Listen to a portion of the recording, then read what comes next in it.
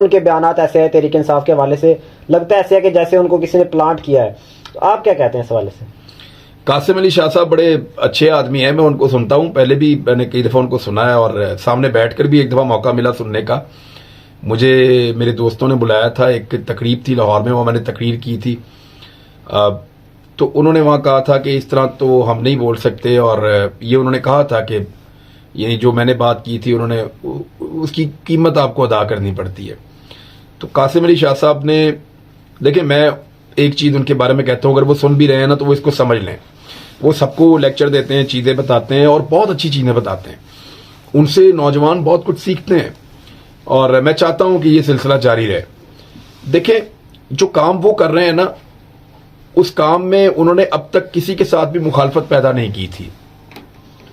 जो काम कर रहे हैं कासिम अली शाह साहब, उन्होंने किसी के साथ भी मुखालफत पैदा नहीं की थी। वो नज़रिए के ऊपर बात करते थे, वो बात करते थे तरबियत के ऊपर, वो बात करते थे उसूलों के ऊपर। कासिम अली शाह साहब बात करते थे तसव्वुफ के ऊपर, वो बात करते थे करैक्टर के ऊपर। यानी वो उन चीज़ों पे बात करते थे जिससे इंडिविजुअल्स अपने आप को पहले से बेहतर कर सकते हैं।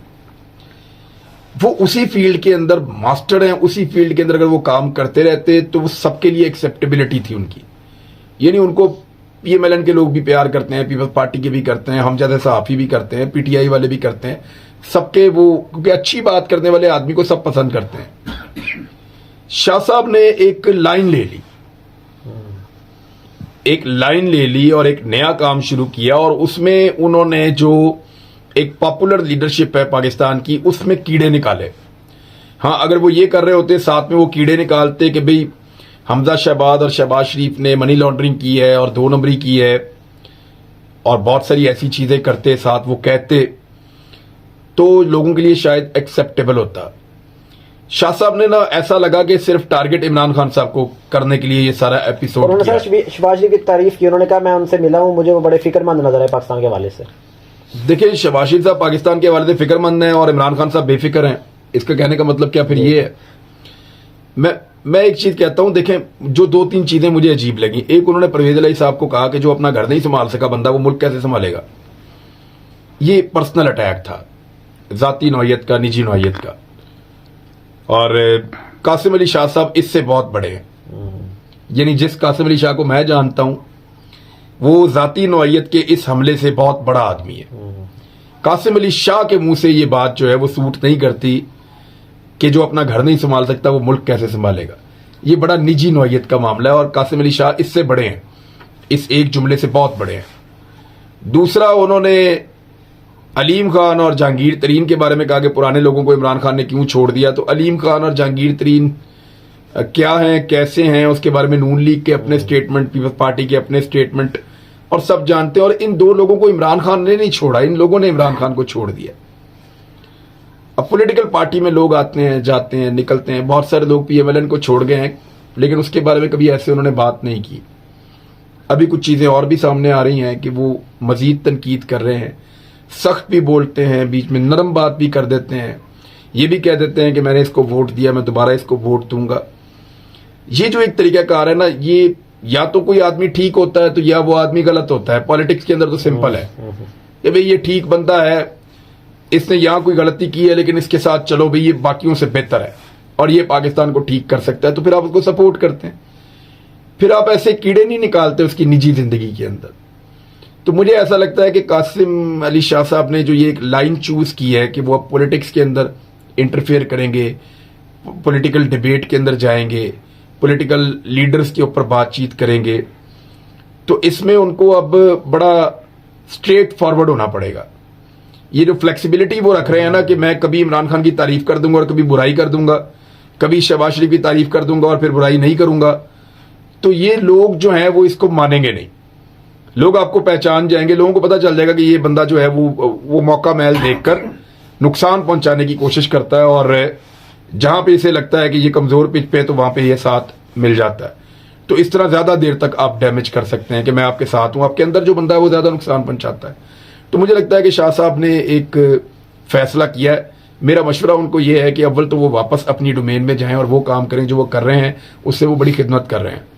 लेकिन अगर वो ओपनली इन पॉलिटिकल मामलात पे डिबेट करना चाहते हैं तो फिर खुलकर आए, खुलकर करें, फिर फायदे और नुकसान का ना सोचें। यानी यहाँ हमने डंडे खाए, मारे खाएंगे, हमने वो थाने कचहरियां जेलें, इतनी सारी चीजें सहाफियों ने बर्दाश्त की। अभी भी हमारा एक साथी अंदर है, अल्लाह करे उसको जमानत मिल जाए, शाहिद असलम को, हमारा दोस्त शहीद भी हो गया भाई। तो ये सारा कुछ हमने बर्दाश्त किया, तो फिर वो इसके लिए ज़हनी तौर पे तैयार हो जाएं। फिर गुड्डी गुड्डी नहीं होता, फिर मार भी पड़ती है, फिर चीज़ें भी आपकी छीनते हैं, फिर आपको हैकर्स भी पड़ते हैं, फिर आपके अकाउंट्स भी बंद होते हैं, फिर आपके इदारे भी बंद होते हैं, फिर आपके बिजनेस भी बंद होते हैं, फिर आपके लिए परेशानियां भी पैदा होती हैं। तो ये चीज़ें पाकिस्तान में की जाती हैं, पॉलिटिकल पार्टीज हो या एस्टेब्लिशमेंट हो, वो करते हैं। इसके लिए ज़हनी तौर पर तैयार होकर फिर इस मैदान में उतर जाएं।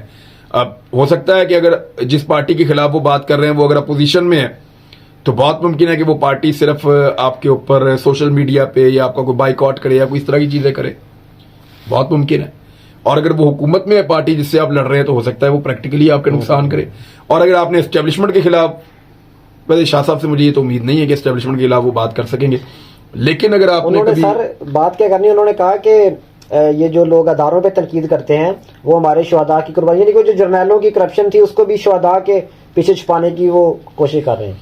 अच्छा देखिए, ये ज्यादती है। पाकिस्तान का एक फौजी जो है ना बेचारा, उससे तो लोग प्यार करते हैं, फख्र करते हैं, जो बेचारा बॉर्डर पे खड़ा हुआ है, ड्यूटी कर रहा है, सर्दी के अंदर भी गर्मी के अंदर भी। यानी वो शाह साहब ने तो शायद सियाचिन को विजिट नहीं किया, मैं 3 दफा गया हूं। शायद उनको मेरे से ज्यादा इस बात की दुनिया, शायद उन्होंने मेरे से ज्यादा फिरी होगी, लेकिन सियाचिन की सर्दी उन्होंने मेरी तरह नहीं देखी। मैं 3 दफा गया हूं वहां पे, बेशुमार। पाकिस्तान का कोई ऐसा बॉर्डर नहीं है जिसको मैंने विजिट नहीं किया, शाह साहब ने नहीं किए होंगे। मैं शायद उनका दर्द और एहसास ज्यादा समझता हूं। मैं रहीम यार खान में गर्मियों में फौजियों को मिलने गया हूं कि मैं देखूं किस गर्मी के अंदर ये यहाँ पे बॉर्डर पे ड्यूटी दे रहे हैं। भावलपुर, रहीम यार खान एरिया से मैं गया हूं, मैंने जाके डेजर्ट्स के अंदर उनको ड्यूटीज करते हुए देखा है। तो हमें पूरी कौम को एहसास है, लोग उनसे प्यार करते हैं। लेकिन जो चंद लोग बंद कमरे के अंदर पॉलिसीज बना के पाकिस्तान को हर दफा तबाह करते हैं, जब उनके खिलाफ हम तनकीद करें तो इसका मतलब ये नहीं है कि हम अपने सोल्जर को जो हमें जान से प्यारा है उसको हम की निशाना बना रहे हैं, ऐसा नहीं। सर आखिर में आप नौजवानों के लिए मोटिवेशन भी हैं, तो नौजवानों को क्या पैगाम देंगे कि वो आज के जो जिस तरह के हालात चल रहे हैं, बेरोजगारी है, वो कैसे अपने आप को बेहतर कर सकते हैं?